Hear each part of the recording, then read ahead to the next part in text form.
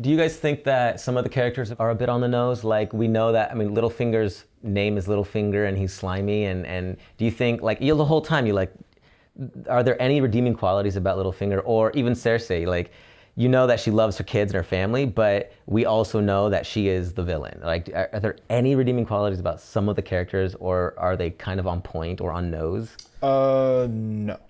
No? What do you mean redeeming qualities? Oh, okay, okay. Cersei loves her kids. That's the one thing that, you know, she Right. cares about her family. But since we're on the subject, speaking of loving kids, I gotta bring something up.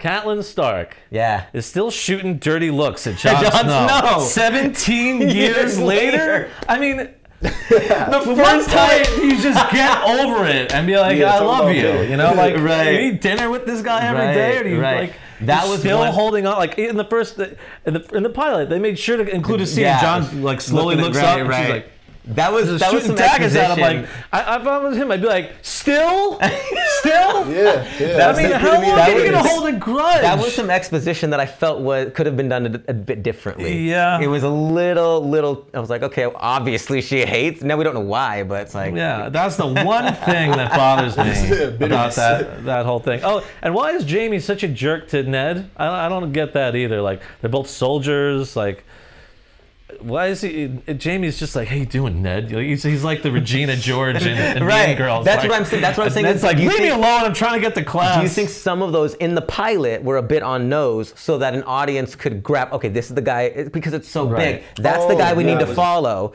That's a bad guy. That's a good guy. There's a lot going on. He's a jerk. He's not a jerk. Do you think they did that on purpose? Yeah, the Catelyn Jon sneer was a really, really blatant one, and also for the audience. And they focus on Jon, and they don't give any time to Robb and Theon. You don't find out nothing. No, there's nothing going on with Robb and Theon at all. Right, you can definitely tell like who the good guys and bad guys are, though. But could they have done it differently? Differently, or did it need to be that quick for us? I think that it was good the way they did it because, I mean, again, a lot of attention to character, so each and every single character, you can tell what their motivations are and what their aspirations are just by the looks on their face. Right. But could they have done it in a way that was less on the nose? No, you had so much exposition you needed to get out. They did it as good as they could because think of the Viserys and Daenerys conversations. They had to explain home was taken for them. They both want to go back. He's been waiting for 17 years. You know. The Targaryens, the rightful heirs, you know, the king says they're not all dead, and then you cut to Daenerys, so you know. So they had to get so much information out. And as far as verbal exposition with the dialogue, that I get, because there's a lot of stuff. But with some of the shots or some of the characters being so apparent, you know Jaime's a jerk. Yeah. Like, you know it.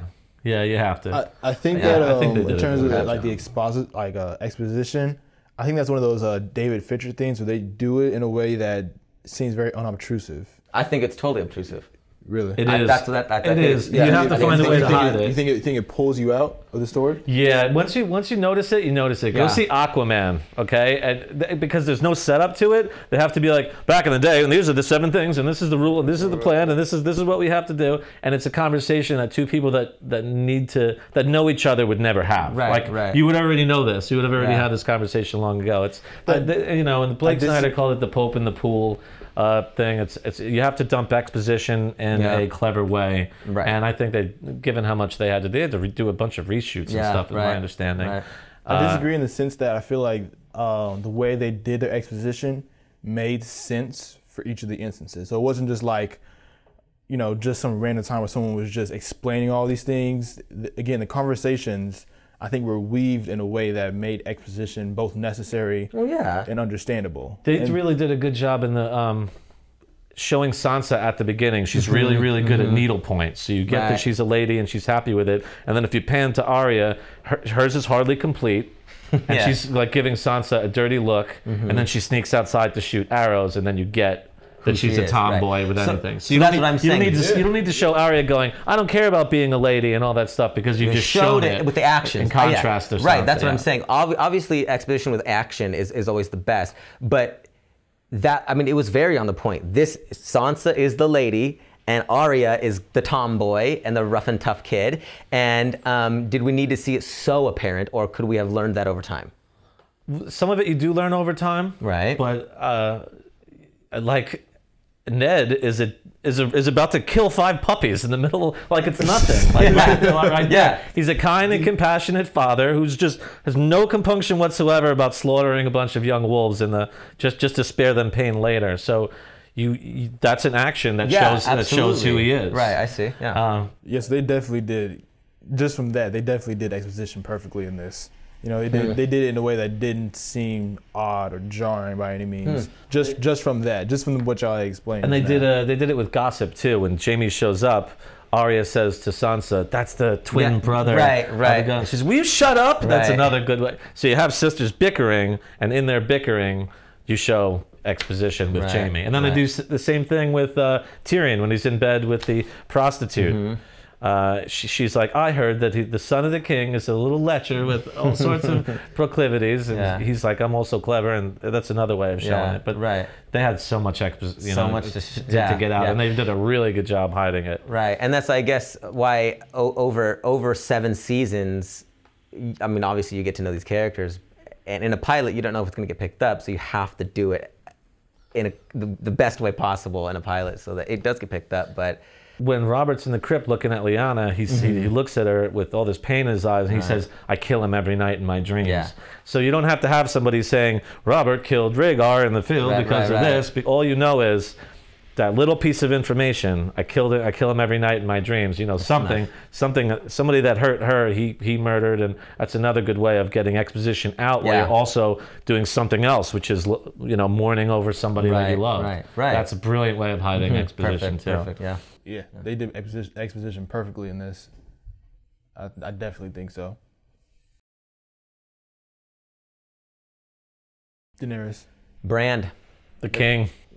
Yeah, the characters I love right away is Brand, and the reason being is, out of all the Stark kids, he's I believe the first one we see shooting the arrow, and we know that he is the three-eyed raven, and we know that he sees all, right? And in the first episode, we're seeing through his eyes.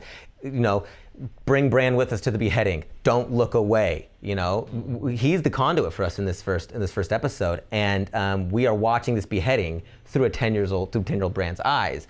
Not only that, but at the end of the episode, we see this act of this incestuous act through Bran's eyes, right? So everyone, like, when I first saw this, I was like, oh, Jon Snow's the protagonist? I thought Bran was the protagonist. But I realized they're just setting up his character. He's the one who sees everything. He literally, that's his character. So I love Bran right away. I love Daenerys because they show, even in the few scenes that she had, they showed her strength through adversity. You know, even though in the scenes they kind of show her as being a very subdued and just oppressed individual. And again, maybe I'm a little biased because I've seen her grow throughout the seasons, but I think that they showed that she's a person who knows how to show strength through suffering, you know? And I always treasure that in characters who are strong-willed and become better, even though shit's pretty terrible for them. You know what I'm saying? I think Ned, probably, and the King's a lot of fun.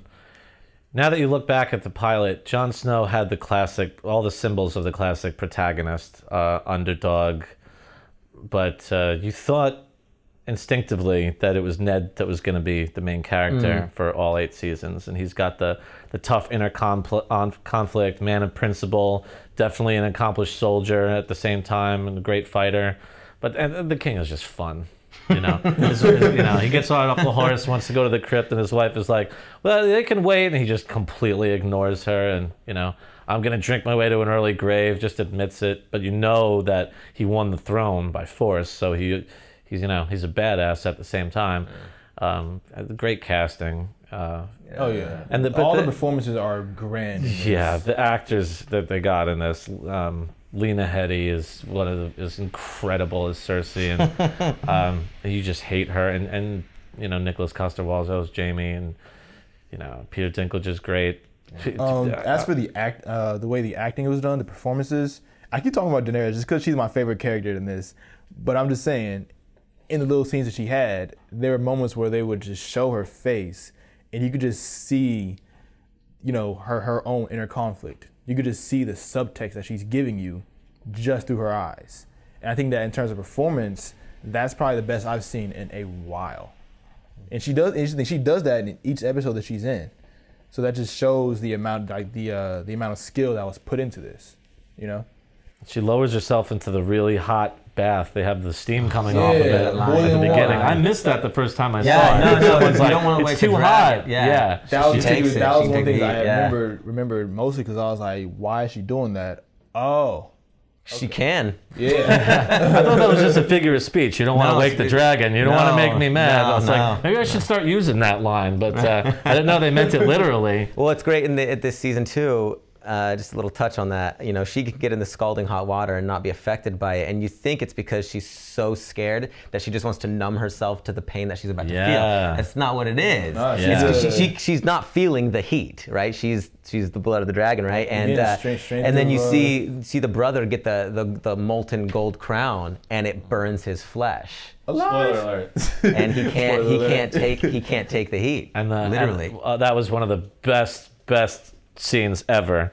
And then afterwards he closes on her and she says he was no dragon. Fire can't kill a dragon. But and that was another good exposition dump that we were talking about before. When you see Khal Drogo and he just whispers to her, you know, no one's ever cut his hair off because he's never been defeated.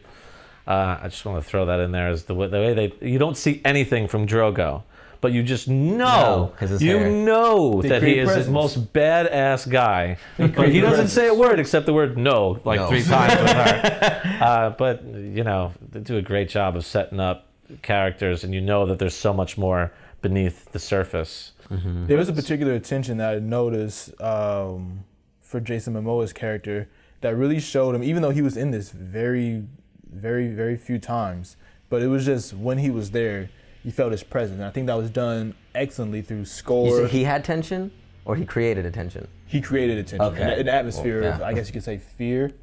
Yeah. Yeah. I think that was like the way the score was done, the way the settings were made, and the way that they framed him. I think that all served that purpose, and it was done to perfection, to be honest. Because I truly felt like he was a villainous spirit in that sense. No, think about this though.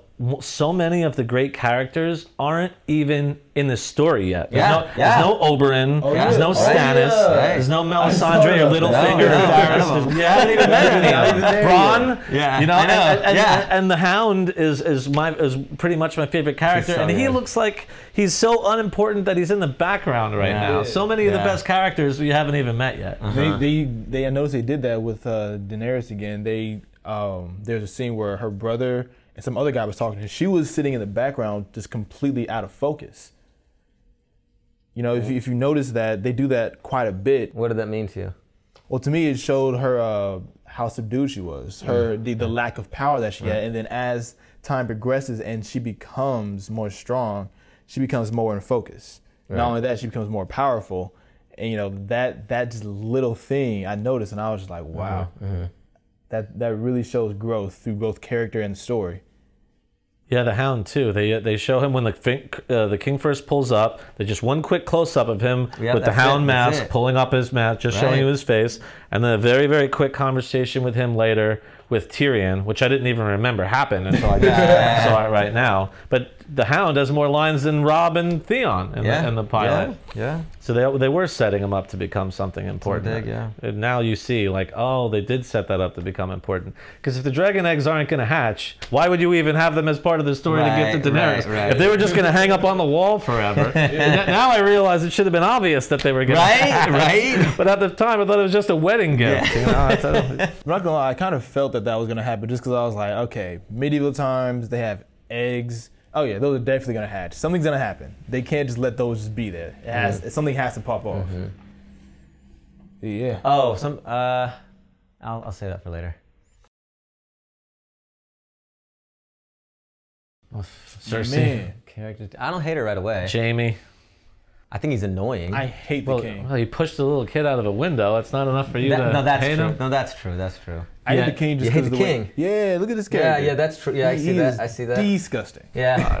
Yeah. Who would be more fun to drink with than He's that fun to guy? drink with, Yeah, but he's a dick. Yeah, man. Definitely. I'll drop you. But he's a dick in a good way. Jamie is a dick No! in that Prince How can you be a good Charming, way? aristocrat I'm sort gonna of drink way. and whore my way to an early death. Come on. Come on, man. What's Like wrong here's with that? what's so great about this. You see this king right up, and Cersei, you don't know Cersei right away. The first image you see of her, you know, you see her brute of a husband brush her off, and well, you know, I'm gonna go mourn my long lost love. It's like he's a dick, and Yeah, She's a bitch. She but should not be right more- away. She asked Sansa, "Have you bled yet?" A 13-year-old girl she's but never met That's a before? political question. Hell, No, that's a political question. It totally is political at I think that it's moment. pretty much a medical question, No, and that's not to mention a at pretty that time. personal They're question. At that both time. assholes. I'm not gonna lie. Nah, political King's a question. dick. I think Cersei's both- all right in the beginning. They both Maybe need you to be talk stabbed. politics differently than I do. But They both gotta be stabbed. That's what I think. Cersei and Jamie are the ones that I don't like, even before the last scene. Wow. Yeah, no. No, the king, I can't. And mess with Sansa, not a fan of Sansa. I love Sansa. Everyone gives her such a hard time. I'm talking about the pilot. Okay, well, yeah, but she's a perfect 14-year-old girl. I mean, not that I know. I've never been a 14-year-old girl, but I've had sisters, and I'm supposed she's been primed to be the queen her whole life. She's being married off to the prince. She's coming into her own as this young child. Back then, they got married a lot younger, and all she can think about is boy bands and cute boys, and that's Being Joffrey to queen her. of the world Being queen of the and world. getting married She's to a the perfect prince. 14-year-old girl. Hey, in you the don't show. like her character? I love her character. Okay, I love what? it. She's perfect, as she should be. No, the king is She's a just whiny trash. little brat. Well, what I understand. 14-year-old Yeah, is it's 14. Arya? 14. Arya's not a whiny little brat. Arya is An exception. well, not even an exception. She's a different story. She's 9. Her motivation is much different. She's a much, I guess you could say, darker character in a sense, where she's not so prim and proper like her sister is. Yeah. And I like that about her. In like I think episode 2, when she's learning how to sword fight or dance, and he's like, well Ned's like, we're gonna get you in some lesson, and she's like, no, that's not me. Yeah. Like be so self-aware at 9 years old. Mature. You know? You see the maturity in the character, and that's why I like her. Yeah. What character do I hate? Yeah, I dislike the king. I think. You guys are crazy. The king's awesome. I still dislike him. Are we talking about just from the first episode? first episode. Oh, never mind. Because I was about to say Joffrey. But Well, yeah, I mean, we're gonna Joffrey's hold on. obviously. Not gonna lie to you. I actually, this is one of those weird things with me. I actually liked Joffrey, and I was kind of sad when he died because I was like, "Yo, dude's a savage." I want to see somebody go head to head with this guy when he's when he's an adult, straight up. Oh, he would be so. We blow on him. he He would be weakling. Weakly, just brush him with the feather. He's done. Come Yeah, on. no. I wanted to see him like grow up and be like much stronger. Oh, he wouldn't and have actually been. be. Nah, I feel like Coward. he was. Coward. Really? Oh. I feel like if you yeah. get somebody like that, that's like that type of power, they'll be like a beast. We find out when the dog attacks him and he's like bends down and starts crying, and that's why the hound's got to kill the butcher's boy. Dude, though? How old is dude? Like what? 14, 15 maybe. Yeah, doing dude's like a good 28, bro. He'd be a savage. No, he Cut dudes won't. down. No, he won't. Just No. cut everybody. No. Inbred, recessive genes. He's gonna be no just. good. He's gonna be just as much of a wuss as I don't know, Daenerys' dog. brother. He was a bit of a savage the entire well, time. Give dude unlimited power, bro. Come on. Joffrey seems likable at the beginning, right? Oh, not at all. Right, He's not right here. likable, but Still got that look in his eye, like you little sick shitties. look. Yeah, shady. yeah, I wanted him to survive. I wanted him to live and be more of a Wow. savage. It's one of those weird things. I feel bad, I don't think but we, like, I don't think he has a savage bone in his body. You know who I hate? The first ranger who told everyone to get back on their horses, the first guy to get killed. Yeah, I didn't like him right, very much. I Right, was the like, one that good. the first kill. That was what I'm Good. saying. The first kill. Yes, done. Yeah. Get back on your horses. Yeah. He I looked think, a little like Matt Damon, didn't he? I wonder if he's still like 8 years later. He's like, I was in the opening scene of Game of Thrones. Do you remember? I'm like, no, you weren't. damn. Look it up right here. No, I didn't like Cersei. That was my number one. Okay, well, I'm gonna disagree. But that real big scene where Ned is standing there with Kat and Maester Lewin behind him and he's deciding whether to take the job. Frick. That was the big fork in the road.